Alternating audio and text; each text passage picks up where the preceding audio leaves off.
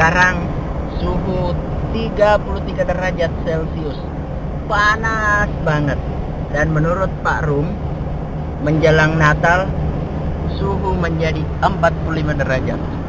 Pengalaman tahun kemarin, titik tertinggi untuk panas summer itu ada di sekitar bandara, dan itu mencapai 45 derajat. Oh, panas sekali, Pak. Artinya sedikit lagi air ditaruh di luar dan mendidih.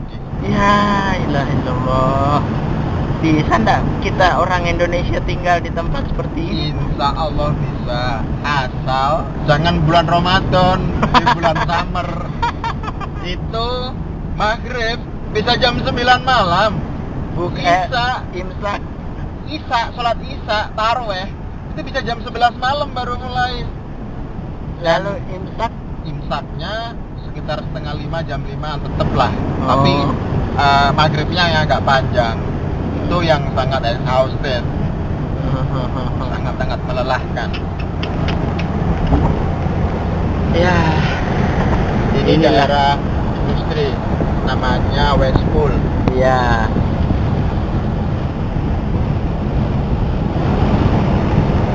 Kita melewati jalan namanya Leeds Highway. Jadi jalan di Australia itu ada beberapa tempat, ada freeway, di mana freeway itu jalan besar. Kalau di Indonesia namanya jalan tol. Ya. Tapi jalan besar tadi sih betul-betul free, nggak bayar, nggak ada lampu merah. Itu namanya freeway. Nah, yang kedua di bawahnya freeway itu ada highway.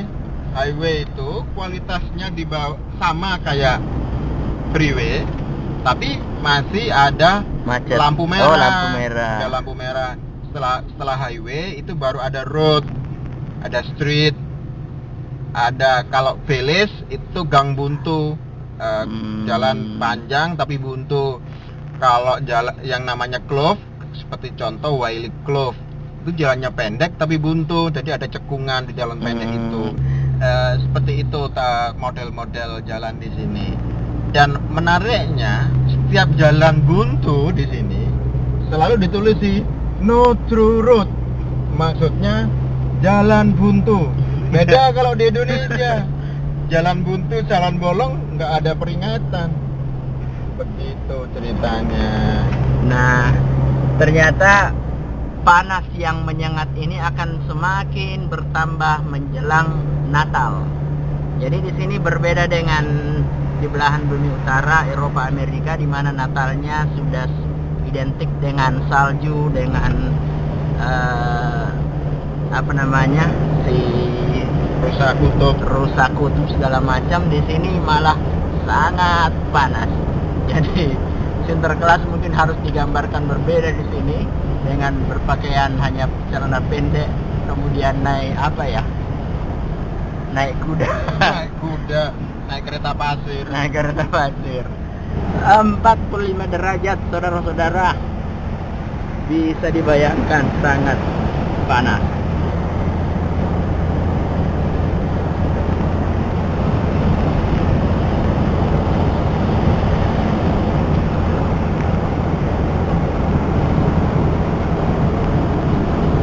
Jadi yang banyak di sini tanaman-tanaman sejenis akasia gitu ya. Akasia, tanaman-tanaman yang bertahan di iklim kering. Ada eukaliptus yang disukai koala.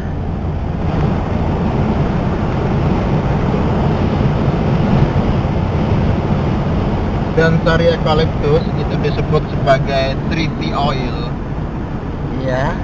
Aku nggak tahu treaty oil, tapi kalau aku mencium bau treaty oil dan mencium bau minyak kayu putih, eukaliptus itu mirip. Oh ya. Dan fungsi eukaliptus treaty oil di sini itu sama kayak minyak kayu putih, tapi khasiatnya lebih bagus, bisa sebagai antiseptik, antibiotik, bisa mengobati luka dan macam itu yang ada di sini. Itu yang dimakan koala ya? Ya. Eukaliptusnya iya, tapi kalau treaty oil itu merupakan obat tradisional aborigin sebetulnya, yang udah diadopsi sama orang-orang sini menjadi semacam, kalau di Indonesia ada minyak kapak, ada minyak tawon yang dari Sulawesi semacam iya, itu. iya, iya, Dan iya. baunya sangat bagus dan lumayan mahal. Oh, Aku iya? beli itu kemarin 250 ml itu sekitar $15. 250.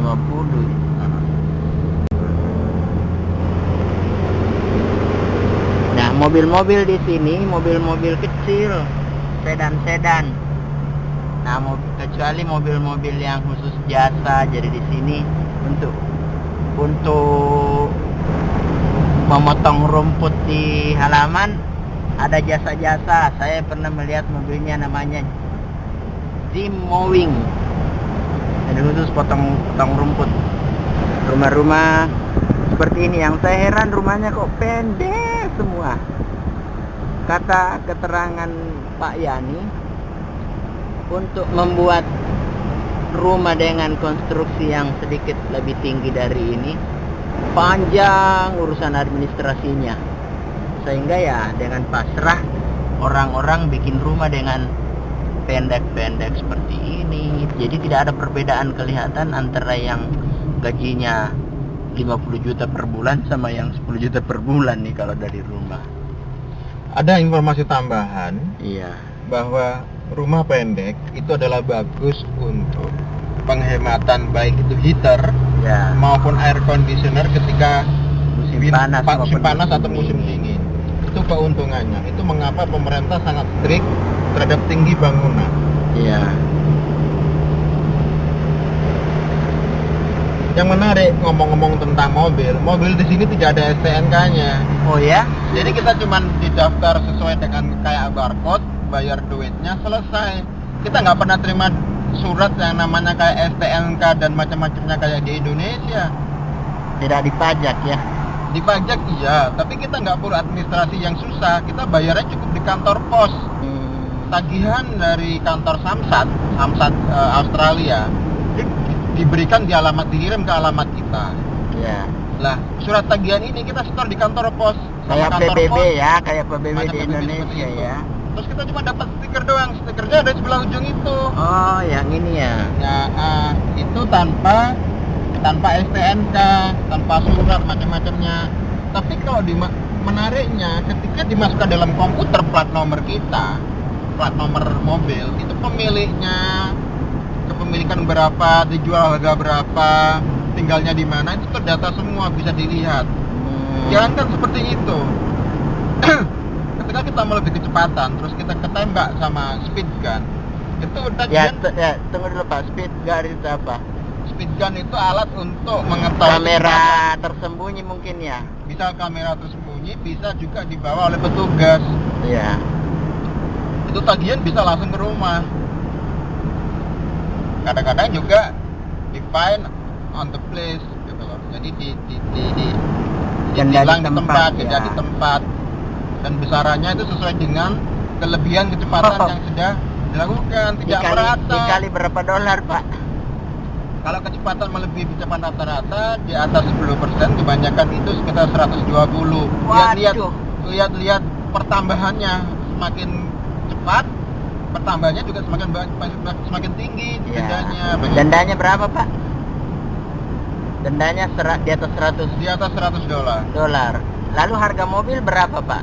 Yang Paling murah yang standar pegawai negeri golongan 4 atau golongan 3 di Indonesia. ya $1.000 lah. $1.000. Berarti dendanya 1/10 harga mobil, tidak sakit kepala. Betul. Dan itu polisi nggak mau mengutip dari uang denda. Denda langsung masuk ke rekening kas negara.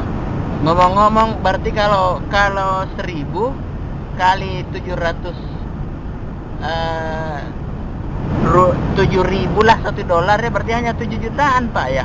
Betul.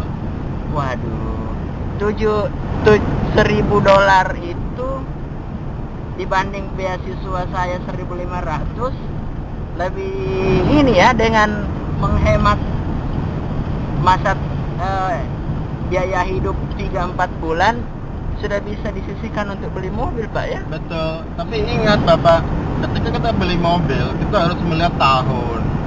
cc dari Oh, iya, silinder iya. dari mesin. Kalau tidak nanti kita akan susah di pembiayaan dan perawatan, Iya. baik itu bensin maupun dan lain-lain sebagainya. Itu juga yang harus dihitung secara maksimal. Jadi Semakin murah mobil yang kita beli, semakin mahal biaya perawatan perawatannya. Iya. dan ongkos montir di sini lumayan mahal. Iya. Buka mur doang aja kita udah paling kecas $30.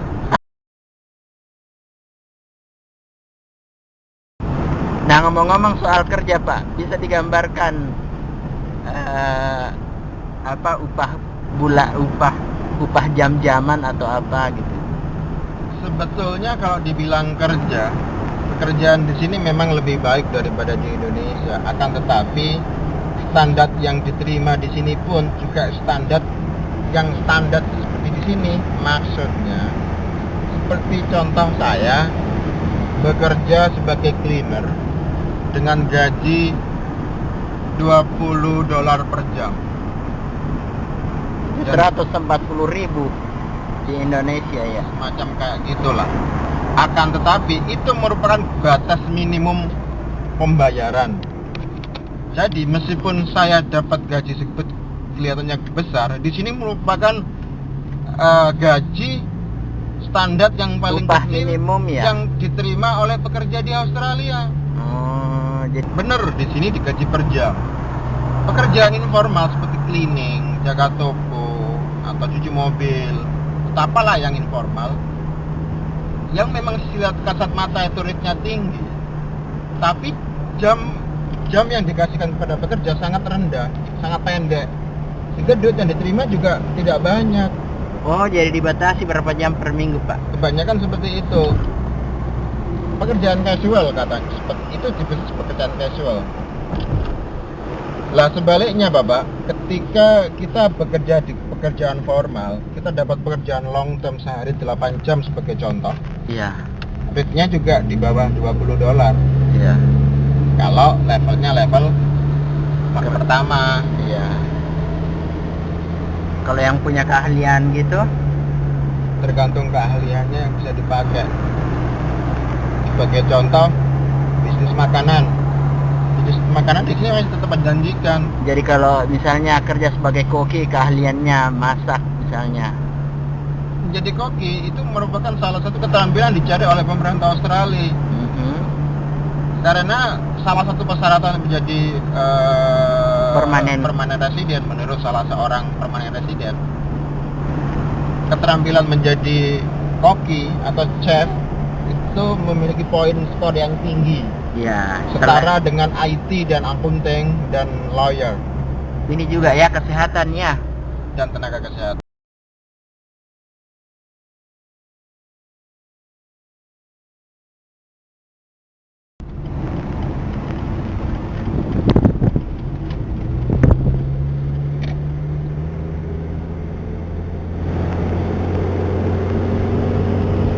Kalau ada izin kerja maksimal berapa jam per minggu, Pak? Untuk pelajar 20 jam per minggu. 20 jam per minggu. Betul. Jadi 4 jam sehari ya, Senin 4 sampai jam Jumat sehari. ya. Sayang saya tidak punya hak untuk bekerja. Nah, ngomong-ngomong, kalau misalnya saya nekat, apa risikonya, Pak, kalau ketangkep? Dan yang kedua, mungkin memang tidak akan ada yang mau memperkerjakan saya dengan pelanggaran hukum gitu ya. Ada beberapa hal. Memang pertama, jarang sekali yang mau kasih pekerjaan pada orang yang tidak punya izin.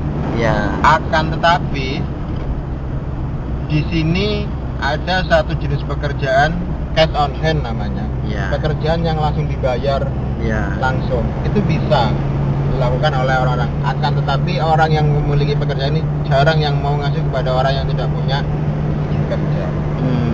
Karena dia juga bermasalah ya kalau suatu saat ketahuan ya. Betul. Ini udah mulai deket rumah, kita lewat Summerville Boulevard, rumahnya Pak Idris. Kita belok kanan dan sebentar lagi kita sampai deh. Belok kanan,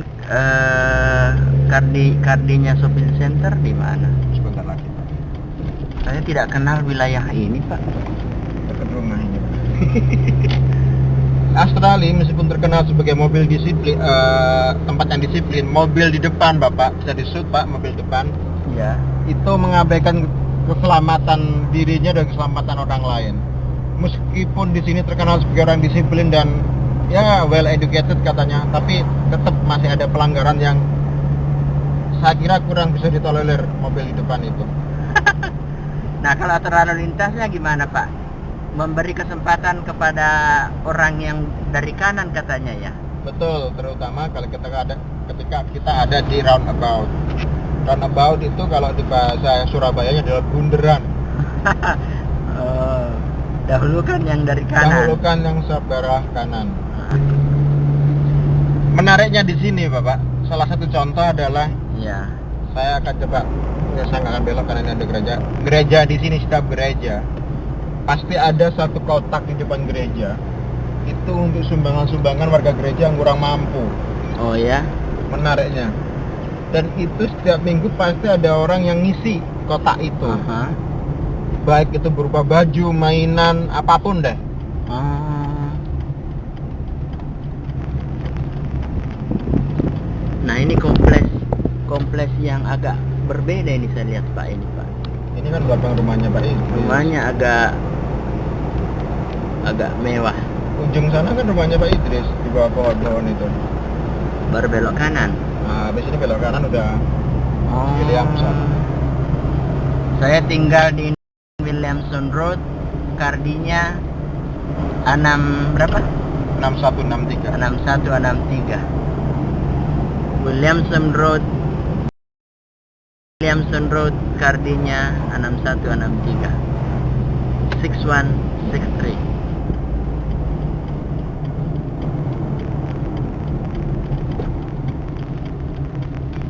We now on the Williamson Road.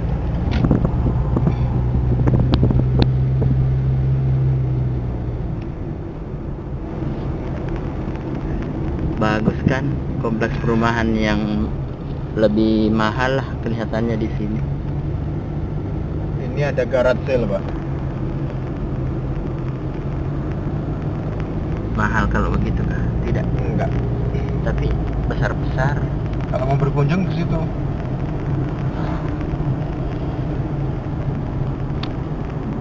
Garage sale itu biasanya dilakukan oleh orang-orang yang mau pindah rumah.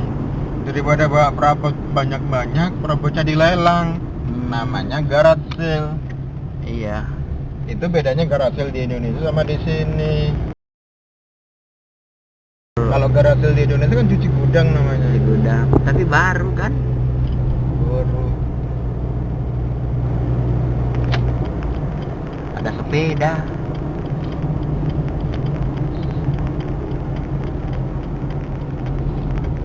Wah, terima kasih banget Pak diantar. Nggak apa-apa. Ada orang. Terima kasih saya ditemenin.